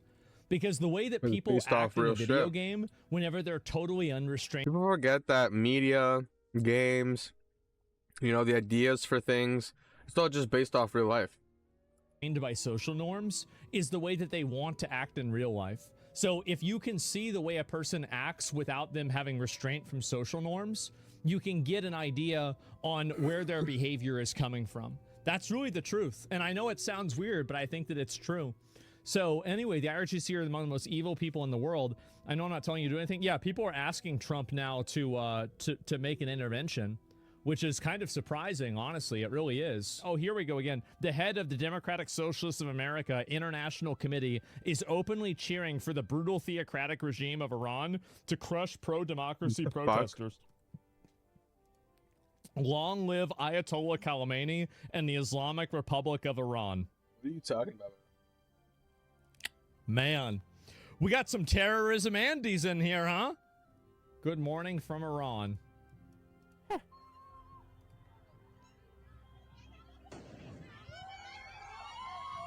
They blew that bitch up. Man. Fuck yeah. And you can see also, like, I don't know if this is a new video. Some of these videos are fake, by the way. So just keep that in mind. But if this is a new video, I would say this is really substantial. I haven't seen a single image or video of a crowd like this that's happening in the daytime. I think that's what's really shocking about this, is that this is a daytime crowd of people that are gathering in order to fight back against this stuff. And it's a lot more than I would have expected, too. So, was that the car lady? Yeah. And that means that they're not afraid as much anymore. It means it's real. Is this recent? I think it's recent. I mean, I couldn't imagine that they'd be letting people blow up the, you know, the images of the main guy, right? Yeah, dead ass. We're bringing down the flags and shit.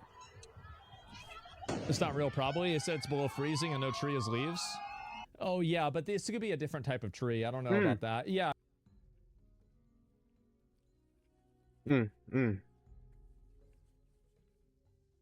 First of all, that sandwich was really good. And second of all, you know that this is legit? That's actually happening?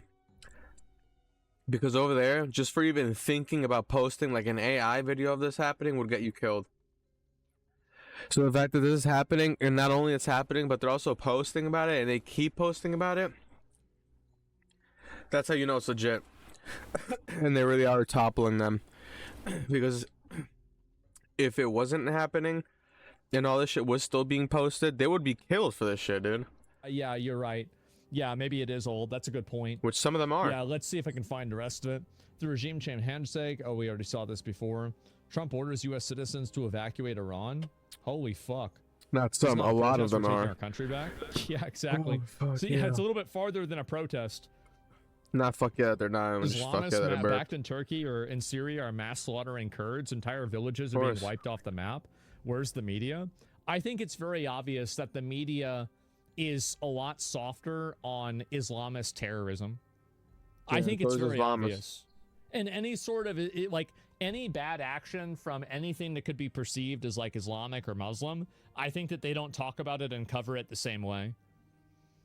And I think it's just a huge problem. It is. 100%. It's insane. Yeah, it's totally fucking insane. It's bullshit. I don't think it's bullshit. I think it's true. Yeah, absolutely. 100%. As you are urging people to protest and go to the streets, the death toll is rising in Iran. This violent... Like, for instance, anybody fucking does anything else, you know, you're a fucking Nazi, you're this, you're that, you're Gestapo, you're yada, yada, yada. But when these fucks literally slaughter an entire church or you know, they plow their cars through, you know, an entire, crowd that is watching a marathon, nothing, dude. Crickets. Nothing. Crackdown continues just as it has in past attempted revolutions. Oh, this is pretty bad. Is it responsible to be sending citizens in Iran to their deaths? Do you bear some responsibility? As I said, this is a war, and war has casualties. In fact, yeah, duh. In order to preserve and protect and minimize the death toll, minimize innocent... See, this is the mind of a Karen. See, the Karen mind cannot comprehend second-order effects or any sort of trolley problem thinking. Yes. They can't even understand the basic concept of just, you know, having to die for a cause, you know? Needing to die for a cause because there's no other alternative. It's obviously better to have 10,000 people die now than 1 million people die over the next year. Yep. Duh. Of course. Obviously. Victims yet again be killed by this regime. Action is needed. The regime is going to try and brutalize its citizenry as it has always done. But we are in a fight for liberation. I didn't ask the people to come to the streets to fight against the regime because I wanted so. Yeah. They asked me to step in to help them and to be there. And you can see very clearly this guy has the support of a lot of Iranians. The country has a population of, you know, it said 91 million. And when they shut down the internet in Iran, his views went from going to like 35 million. It went down to 5 million. So he had probably I would say probably the majority of the people in the country that are at least watching and following what he's saying. Our voice on the outside world to do everything that we can so we make this uprising successful this time. Yep. And I think we have some serious and the local has to be successful because if they don't, oh man, they're all clipped. The Iranian people and are responding to that. I think President Trump is responding to the call that the Iranian people have. The Iranian people have heard his words. They are naming streets after him in Iran. There's a difference. They know he's Why are these Karens so retarded? It's because their emotions work against them. So basically, they're not able to make like pragmatic decisions because they're ruled by their emotions. So instead of being able to say, well, I think we should have some struggle now so we can have a better problem later, they're focused on trying to feel good about their current actions that they are doing at that very moment. Their emotions make the decisions. Yes, they're not thinking. They're not thinkers at all. Barack Obama or Joe Biden. And that's why they do have a higher expectation, and we'll see what happens. And as you say, I think the president has a decision to make fairly soon. We're doing what we need to do regardless of whether help will come or not. I'm just stating that the best way to ensure that there will be less people killed in Iran is to intervene sooner so this regime finally collapses and puts an end to all the problems that we are facing. We are at war, and we have to make sure that we are victorious. There's no way back for us. We know that as Iranians. Yeah, of course. Isn't it funny how, how she asked him that question, but she never asked that to a Democrat about ICE protesters? Yeah, of course, right? I mean, that's obviously the reason why. And so women, right? I mean, I don't think it's not really So just women, women. right? I think that a lot of people think like this. So this is what happens when you rely on AI-generated propaganda. Oh, man, that's really fucking sad, isn't it? And I guess that's how things are now. I'll see if there's anything else that's worth looking at for this, too. But, yeah, it's very obvious that things are pretty much over. The interview is 30 minutes long if you want to watch it. I'll maybe look at clips, but that's it. Turning off the internet deleted 90% of his audience. Seems like he was talking to the right people. Yeah, well, that's why they turned off the internet. They turned off the internet so they could kill the people. That's obviously why. They wanted to turn off the internet, and this is the same reason why they turned off the internet during the war. Because if the people saw how weak the government was, they wouldn't be able to. They would realize, like, okay, well, we can just push back and fight back against these people. Yeah, why the fuck do we even have these clowns in power type The shit? number's not overall of 30 million. You can subtract like 10% of it to 27 because it's passive watching on and off. He's listened, statistically speaking, more than half. Yeah, I don't know exactly, but it seems like very clearly a lot of people were watching him. Yeah, I mean, they're really. I mean, that's what it really comes down to, right? And anyway, yeah. So it's gone down. The currency has collapsed. It's just totally done. It's over. It's cooked. I think that, again, it could be tomorrow. Cooked. It could be the day after. And Iran crossed the red line and violated international law. This is Gaza. What is that? These constant... Oh, my God. What I mean, dude. Oh, my fucking God. Trump didn't even say that. He didn't even say that. He just said that they were going to stop him if they started killing the protesters. Jesus, these people. Yeah, I know. All they're trying to do, listen, all they're trying to do is justify and rationalize radical political Islam. That's all it is. You should not be taking it seriously cancer, or listening to it as if it's anything other than that. So, 100%.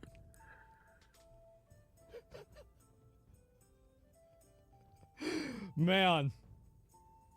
Yep. A lot of people are thinking this. Defame the Iranian military. Whoever this is what I've been saying.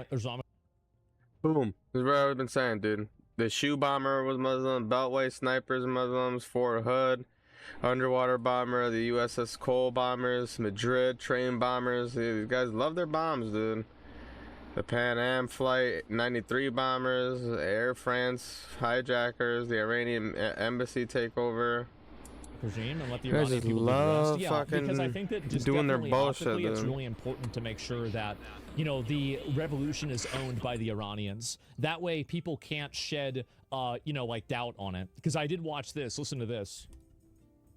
I hate the regime in Iran. Right. I hate the regime. So why wouldn't you want it changing? I hate the mullahs. There are Armenians living in Iran right now who hate the mullahs. Okay, but regime change should not be spurred by the United States and Israel, which wants to install. You don't hate the regime in Iran. You don't hate the Islamic Republic. You hate us. You hate every single woman who get beaten up, who go to prison, who get lashes for the crime of just simply dressing like you. You hate us because you give misinformation to international community right now. Absolutely darkness in Iran because of the internet shutdown. Iranians have no voices, but you go on Iran, on Iran talking everywhere. This woman brings up a really insanely good point. Listen to this. To international media and giving wrong information. You say that the Iranian people do not want regime change being imposed by Trump administration. Then why are they writing his name on the walls? Yeah, like these people are so stupid, dude. Or Prime Minister Netanyahu. Who said that? Great point. Who said that? Man. Iranian took to the streets since 2009. 6 major uprising. And they made it clear that this is the people of Iran who want to change the regime. Yeah, dude, they don't even want to be called Iran anymore. They want to be called fucking Persia. External regime change. When you say that, it just reminds me of the time when I launched my campaign against compulsory hijab. Ilhan Omar, the hijabi congresswoman, said the exact same thing. Accused me, saying that smear campaign everywhere. She said that Masih Alinejad is the mouthpiece of President Trump and her campaign is being pushed by Trump administration. And guess what? The day after, the Iranian state television used her information to attack me. And I never thought about this. Holy fuck, dude. I never thought about the second order effect of people creating Western propaganda and then the Iranian government weaponizing Western propaganda as a justification to prosecute their own citizens and dissenters in their own country and justify it using the Western propaganda that's made. I never thought about this ever. Oh, fuck. Like, I'm an American. I'm not used to having to think about this. But, like, it's like whenever you realize it, it's like, of course they're doing this. Obviously they're doing this. Yeah, no. So you see... I kind of... This is what like, my point was when I was saying, like, they're just indoctrinated to hate. Like, they literally have schools and camps where they teach, like, little kids to hate infidels and to just hate us for no reason. So what the hell makes you think that they're not going to use the stupid white women liberal bullshit that these bitches be fucking posting on Instagram, you know, making everything we look bad and shit? Why would you think that you're literally just doing the work for them? Why do you think they fucking can so easily hate us and shit? Oh, man. How people like Ilhan Omar effectively create a permission structure for the Iranian government to persecute, attack, and try to demonize these different activists in the country by trying to use their words and the implication that the regime change is being spurred on by America and Israel, and then they weaponize that as a justification and the permission structure to go after and attack those people. Yep. Man, second-degree treason? Yeah. Months later, Ali Khamenei, the leader of the Islamic Republic, used the same narrative, saying that that American agent must be killed. Yes, with the same narrative. He ordered my killing. And guess what? They hired killers to kill me on U.S. soil 3 times. Now Holy you're doing shit. the same thing. The team of by killers. accusing Iranians, being led by Prime Minister Netanyahu and President Trump, by accusing them promoting external regime change. But like, I want you guys to understand entirely, like, because I think this is like such an important point, is that the people in the West that are promoting propaganda that this regime change is being pushed by America and Israel 100% true. are creating indirectly a permission structure for the Iranian government to take action against, attack, and That's what I'm saying, dude. This is what I say in, like, all these fucking videos, dude. Like, these bitches be thinking that they're fucking doing something, posting all this shit, you know, you just so you could feel like a social justice warrior for 2 seconds on Instagram. Meanwhile, you're actually having the reverse effect, dude. You're just having the reverse effect. You're just literally creating like a checklist for, you know, what is required to, like, you know, hate us and shit. Retaliate against people who are trying to force a resistance or force a revolution.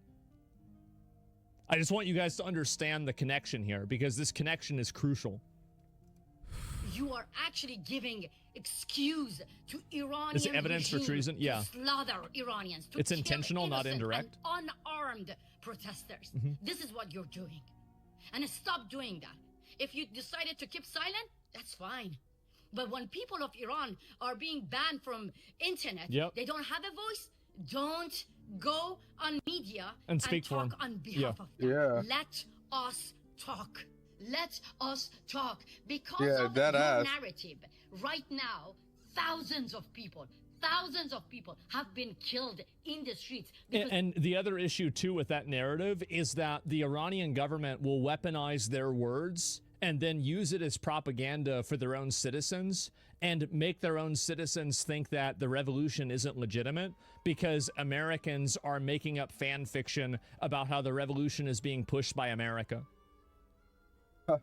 The Islamic Republic officials took on state television saying the exact same thing that you said, that this is external regime change being led by Prime Minister Netanyahu and President Trump. It's not. Yep. We, the people of Iran, being trapped by a barbaric regime, by a terrorist regime, and they are slaughtering people. They are killing people. It's national gaslighting? Yes. People have been national killed. gaslighting. We are the East Germany. Be brave Berlin Wall. and stand with the people of Iran. If you cannot, then don't help the Iranian regime to kill us with the same accusations. Is that too much to ask? Yeah, it's like, That's you know, crazy. That is insane. You know? I never even thought about this. Like, if you're gonna help, fine, fucking help. But if you're not, then, you know, get the fuck out of the way. You know? Like, if you're not gonna help, fine, but don't make the fucking situation worse, Never dude. even considered it, but I am so glad that I watched this, because really, I mean, you can see the logic in this. Everything about this totally fits together. Everything about this makes perfect sense. And yeah, I totally agree with it. This is the woman doing it, and she. I hate. Just let me remove pauses. I'll link you guys the tweet here, right? And that way you guys can like it and do all of that if you want. But can we let this woman vote? Yeah, exactly, right? And so there it is. Make sure to give her some support, because you know, again, there's a lot of people that are making this shit up. Leftists are quickly becoming some of the most hated people worldwide. Yeah, of course. I'm not Iranian, but I'm also proud of the Iranian people for standing up for freedom on the brink of overthrowing an evil regime in such country. That's because leftists only stand for one thing: anti-Western values. So whatever is anti-Western, they will stand for that. Whether it's racial, religious, ethnic, or economic, they will always stand for whatever is the less Western thing. That's what happens every single fucking time. Leftists won't be able to comprehend the damage they do if they don't take accountability. They never will. They will never take accountability. They'll never see your point of view. Because they don't They're need never going to understand because they're things. coddled. That's not going to happen. Leftist hatred for Jews, and inexplicably for their own countries, is so overwhelming that they'd rather see millions brutalized and suffering, and what seems to be a weird act of revenge against the West. There it fucking is. You are absolutely right. And so, yep, there you go. It's time to let real Iranian voices speak on behalf of Iran. Well, and here's another big component for this too. And I'm trying to see if I can find this and show you guys. The prince of Iran, whenever they shut down the internet in Iran, a massive amount of people stopped watching his videos. Basically, all of his traffic has been reduced by like 80 to 90%. That's the point that I'm making. This guy got massively fucking nerfed. And the reason why is simple. They did that in order to make sure that his voice didn't get out there. They don't want people talking about what he said. They don't want people agreeing with him, realizing it. And so they just cut down the entire thing. How can you be silent? Oh, here's another one. I used to be a Democrat. I stood by you guys because you promised us liberty, justice, diversity. Yep. This is not diversity. You are, your silence is complicit. Democrats, wake the damn up. This is not okay. Iranian people right now, they're in prison. They're in prison. They're in complete digital blackout. How can you be silent? It's simple. It's an identity movement. That's the reason why. And it's a lot of the Free Palestine movement, I think, has been hijacked by people that are trying to push for political Islam. And so all those people aren't going to support Iran because Iran is losing political Islam. And that's the big reason why I think it's changed. I've been seeing a lot of people kind of waking up and realizing this, which is honestly, it's about fucking time. That's my opinion. It's been such a long time since this hasn't happened. And what is this here? Oh, here. No, this is something else. I'll get to that later on. I don't want to focus on it yet. But you can see a lot of people saying the same thing over and over. For this video was posted last night with the caption, Iran's problems belong only to Iranians, not to pigs. It's gone highly viral, largely because so many people assumed that she was Iranian. For clarity, she is Pakistani. She's Pakistani. I guess it's true that some people really gotta fight to survive. And some people are white guys in 1985. Man. How about that? Based in... Look at that right there. That's the Pakistan one. It is. That's the Pakistan one right there. As a Muslim, they're not Islamic. They use the name of Islam for their sins while doing 180 degrees against the Quran. Listen, man, like, we have the same problems in Christianity. I get it. I'm not trying to blame Islam for this, but I mean, it's the same as like, I mean, there are radical Christian people. There's radical Islamic people. I get what you're saying. I'm not trying to blame all of Islam on this. Obviously not. There's like 1 point however fucking many billion Muslims. So yeah, no true Scotsman. I don't know. I think that there's a huge, like, to compare the government inside of Iran to like a government inside of Dubai, for example, that are both Islamic, I think you're being intentionally dishonest. Now, neither one of those countries do I want to have their government be my government. I don't. But like, to say that there's not a gradation there is just dishonest. It's completely dishonest. Iran is a theocracy, to be fair. Yeah, but there's a spectrum of that. And I'm looking to see if I can find another post on this too, because there's just been so many of these that are going on that, oh, here we go. Yeah, it's this one here. I left the left. Here we go. So for a long time, I thought the left was my home. They talked about justice and human. So for a long time, I thought the left was my home. They talked about justice and human rights, things I genuinely believe in. And as someone who's gay, Iranian, Jewish, the pick a struggle.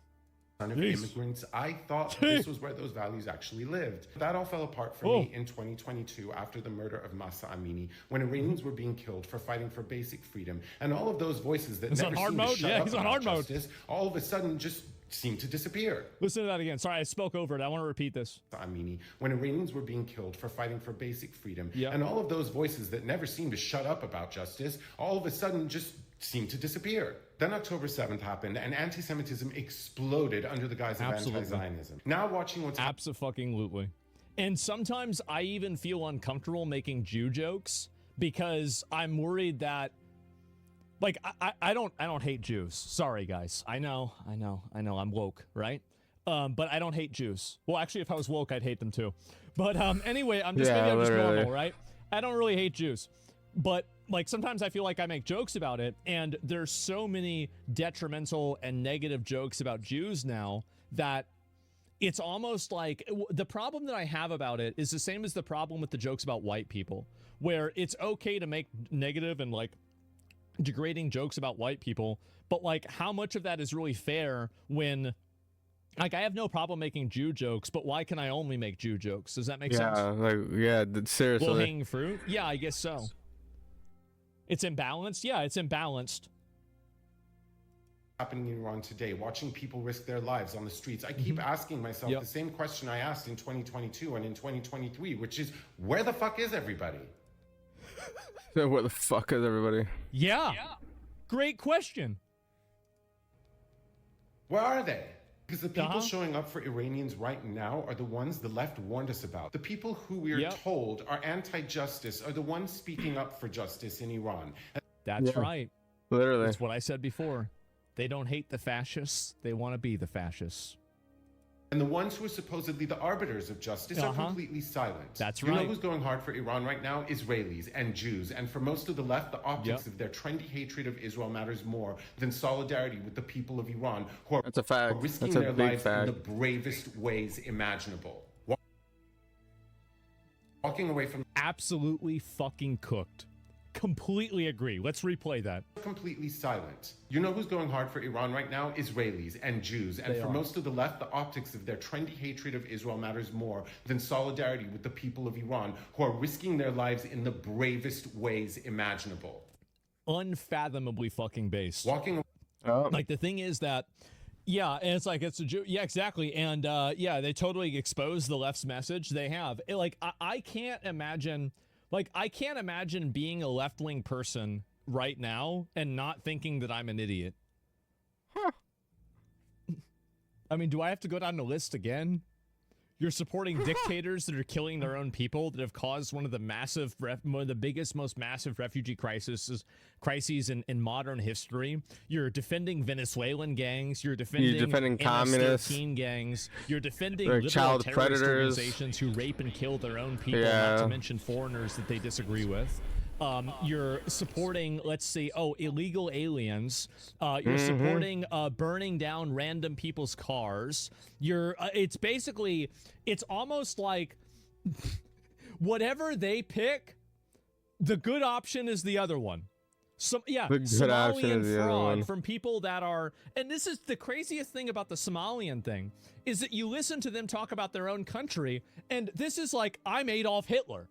Like, holy shit. Well, we don't want any of these people. They're not pure. We don't want Kenyans in our country. We got to get rid of them. And then they come to America and they're like, okay, well, you've got to accept and understand everybody. And you know, like, we love diversity here. And, you know, we don't want to have this be like the Nazi Germany or something. They're literally cosplaying revolutionaries on the streets of Minnesota while ignoring the mass murder of actual revolutionaries in Iran. Despicable. Exactly. Yeah, imagine thinking that you're trying to fight a revolution in America whenever you're standing in front of police cars screeching like a banshee. Meanwhile, you have people in Iran that are out there trying to fight for their fucking freedom, and you're ignoring it entirely so you can keep insulating Somalian fraudsters from being deported. It's embarrassing. Somalian fraudsters. It's really embarrassing. You think about it. Oh my God. It's because of Trump. They can't handle him doing anything remotely good. So anything he says or does, they're immediately against. They are. The left doesn't support that. You're globalizing political preference. Even if I voted for Trump, that doesn't mean I support all of his policies. I think that they overwhelmingly do. And I think that there is a big difference between not supporting something and then not talking about it. They don't even talk about it. Like, so like, I don't care really if they support it or not. If you're not going out there and you're not promoting this stuff, and, you know, like, these are people that are outspoken about everything. They're crying about everything, but then you're not. It was like the whole hypocritical thing at the end of the day. Like, you can't be sitting here claiming this and then claiming that, and then when that same thing happens somewhere else, now you just look the other way. Like, what the fuck? It's not just whenever things, you know, whenever things benefit you, then you say something, not just all the time. Like, what? Not crying about this. I wonder why. Chat. I probably worded that so bad right now. Or does he love Jews? It depends on the Jew. Walking away from the left didn't mean walking away from justice. I still believe in LGBT rights, in women's rights, in equality, in freedom. And that's exactly why I won't stop fighting for Iran. Yep. And you know what? The people of Iran don't even need the American left's permission to demand freedom. They're demanding it anyway, because a real fight for justice doesn't stop to ask who you voted for or if you're a Zionist. They simply don't have that privilege. Man. Absolutely fucking cooked. I am so happy to see this. I think that people are finally starting to realize that a lot of this posturing that these people have is just purely like totally self-serving bullshit. And they're woke as fuck. Yeah, exactly. And these people are coming at it from the most profound level of privilege, opportunity, advantage that anybody could possibly have. But they're going out there acting like it's a huge problem and all these little things are happening. And yeah, bro didn't cook. He made a whole banquet. Yeah, I'm very glad to see this. I left the left. I didn't change my values. The left abandoned them. Yeah, they never had them in the first place, right? They didn't. Free Palestine people when anyone else is trying to be free. I am Adolf Hitler. The real number. And you have this girl. Look at this here. The UK-based Iran National reports that the conservative estimates are nearly 2,000 protesters that are killed in Iran over the last 48 hours. And then she goes and says the real number is 6 million. Man. How about that? Yep, I can't stand her. I know. And this is just another person that's advocating for another level of political Islam, an oppressive regime, something like that. Where Charlie Kirk, yeah, I get. Well, this is what he said about Charlie Kirk. Which then led to the Iranian Revolution, where radical Islam took over Iran. Look at some of these pictures of what Iran used to be. It was wealthy. It was proud. It was strong. That's what I be mentioning every single time, dude. It used to be like beautiful, dude. Friends are Persians. And I love the Persian people. And we should have a heart for the Persian people to try and have a better future. Regime change is very difficult to talk about. I actually don't like talking about regime change. It's very complicated. But understand that there can be brighter days ahead for the Iranian people. And just look at some of these pictures of how beautiful Iran used to be, how beautiful Tehran used to be. Look at that. And it's nice. Really nice. It's very easy to kind of sit in your Western armchair and be like, oh, Israel's terrible. Well, you were able to enjoy free speech rights and a lot of rights here in the West that Iran used to have. And if you are serious about actually protecting human rights, you should want to make Iran Western again. Man. And he was right. Yep, he was absolutely right about that. And real question, is this take why he was killed? Well, I don't know about that. And you should look up Zimbabwe used to look like. I have no idea. Now we know why the left doesn't support Iran, because Kirk tried to defend it. I don't know if it's really that simple. But yeah, and then we have, oh, here we go. Look who we have. We have another BPD goth girl. There's on always the internet. another. Here we go. Let's listen to this. Little white woman. And the biggest dictatorship on Earth is the one run by U.S. Capitol, and it presents the primary obstacle to human freedom and ecological survival. This is the context in which everything else must be evaluated. And then this is a response to somebody saying, I didn't say anything about U.S. intervention being a pathway to liberation. I said a dictator is a dictator is a dictator. Just my 2 cents as someone whose country lived under dictatorship for 30 years. But by all means, abstract that reality. So we have, once again, another privileged white woman who's living in a Western country who's talking down to people that are actually oppressed because for some reason she's convinced herself that she's... Like, these bitches are literally fucking delusional. This is what I mean, dude. It's like the same thing with the immigration problem and shit. Like, these bitches love fucking, you know, putting federal ICE agents at risk, not realizing that most of the time when these fucking ICE agents come and they take away that fucking criminal, those families that live there are happy because they don't have to deal with these fucking guys anymore. Like, what do you do? Like, bro. Freedom fighter. There it is. 6 red triangles. Well, it should be 6 red flags, but I guess that probably wouldn't be enough. So yeah, ironic how it's a white woman telling that to a black woman. Well, it's not even about skin color. It's also about nationality. Like, this woman probably lives in a Western country with all of these privileges and advantages, and she's talking about how bad the country is, and she's trying to delegitimize or shift the conversation away from the countries that are in the other places in the world that are awful. That's the issue. White women seem to always know what's right for other people. Yeah. Yeah, literally. They think that they always know what's right for everybody else, dude. It's taken me a year. It's taken me an entire year of talking about how all of our problems in the entire world are created by 2 groups of people, Karens and incels. I've been trying to push this for years now. And it's really been in the last year I've been pushing it more and more and more. I mean, technically he's not wrong. Like, most of these fucking, like, you know, Islamic terrorists and shit, and like these cells and shit training, they're usually like bitchless motherfuckers. They can't get no bitches. And then, you know, on vice versa, the problems that we have here are fucking Karens. That they're fucking social justice warriors. Just annoying Karens ruin everything. Yeah. They ruin everything. They're annoying. And the worst part about it is that people listen to them and give them any credibility. The only thing you need to do when one of these people starts talking is say, shut the fuck up, bitch. Never listen to them. Never take what they're saying seriously. There's no principle to it. It is completely self-serving, emotion-driven bullshit, like one-dimensional thinking that is just... Nobody should be thinking like this. Just shut up, bitch. That's it. You're done. Shut up, There's bitch. nothing else beyond that. Would incels have an impact, though? Yeah, sometimes they do. Absolutely. The husbands who have to obey them. Well, the thing is that, again, I think that the more that these people feel like they're not being socially rewarded for this behavior, then you're going to see even more people that are pushing back against it and not liking it. That's what's going to happen. Quiet piggy. Yep, exactly. Hog's got to go. Quiet piggy. Yep, 100%. And I'm so glad to see this. I'm getting so embarrassed to have ever been part of the left. And this is also, keep in mind, this is another one right here. Man. These are white liberals that are trying to patronize actual Iranians, Persians, for not supporting Hamas.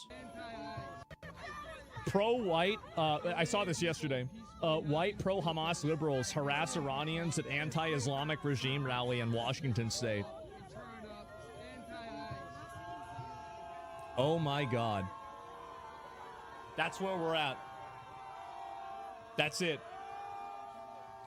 Yep, and we're the good guys somehow. How did this happen? This is why you never let them emotionally guilt trip you. You never let the, you do They're not just even psychos, operate dude. inside They're of their frame of fucking reference. batshit crazy, man. Don't even try to argue with them and explain. These people are literally the definition of insanity. They keep trying to do the same thing over and over again and expecting different results. They're wrong. The There's definition no of reason to. insanity. They're not logical. They're not rational. They're not trying to have a conversation. They're just trying to gaslight you into doing what they say. That's it.